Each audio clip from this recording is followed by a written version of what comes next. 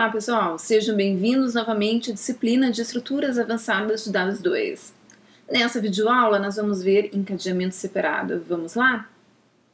Sempre lembrando que o conteúdo de Hash Tables é baseado no capítulo 11 do livro Algoritmos. Para saber mais, não esqueça de ler esse capítulo. Na aula de hoje, nós vamos ver um outro método de tratar a colisão que se chama encadeamento separado. Antes da gente ver o que é encadeamento separado, vamos entender um conceito importante que é o fator de carga.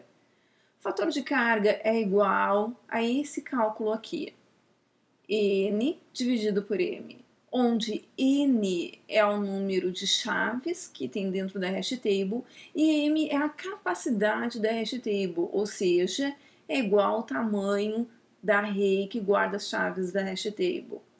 Quanto mais próximo de 1 esse valor, ou seja, quanto mais chaves a gente tiver e quanto mais próximo o número de chaves for igual ao tamanho da nossa array, mais chances a gente vai ter de acontecer colisão.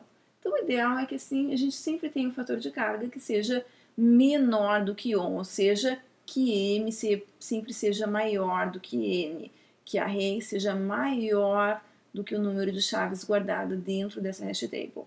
A gente vai ver por quê mais adiante.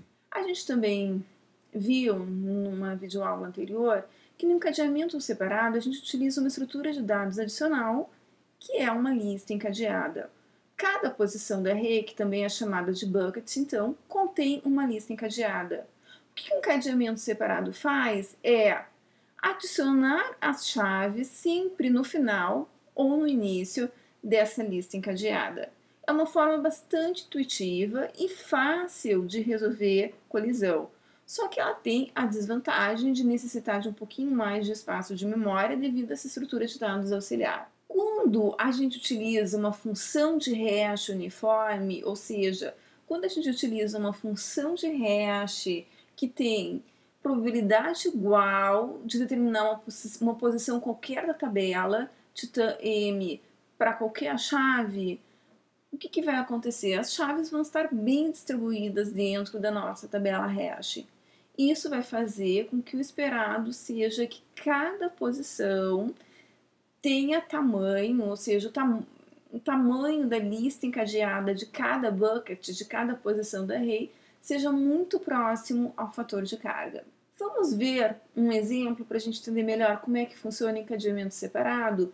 Então, na videoaula anterior, a gente já tinha calculado o HK, né? Então a gente está utilizando como função de hash essa função aqui, K mod 11, a gente continua ainda com uma tabela hash de capacidade 11 e a gente quer inserir essas chaves aqui. A gente tinha já calculado o HK e obtido esses valores. Então vamos ver como é que funcionaria. A gente deve sempre inserir as chaves na ordem em que elas são apresentadas. Então, a chave 7 vai para o final da lista encadeada que está na posição 7. A chave 17 vai para o final da lista encadeada que está na posição 6. Né? Então, é como na primeira inserção, é como se ele criasse a lista encadeada e inserisse como primeiro elemento. 17, na verdade, aqui. O 36, ele vai para o final da lista encadeada que está na posição 3. Então, como a gente não tinha inserido nenhuma chave aqui, cria-se a lista encadeada e insere-se o 36 no final dela. 100 por final da lista encadeada que está na posição 1.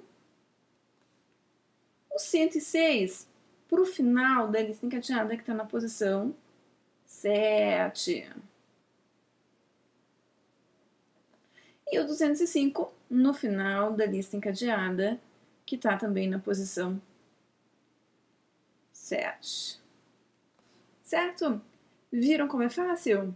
Para encadeamento separado era isso. Nas próximas videoaulas a gente vai ver as operações em hash table e as suas complexidades.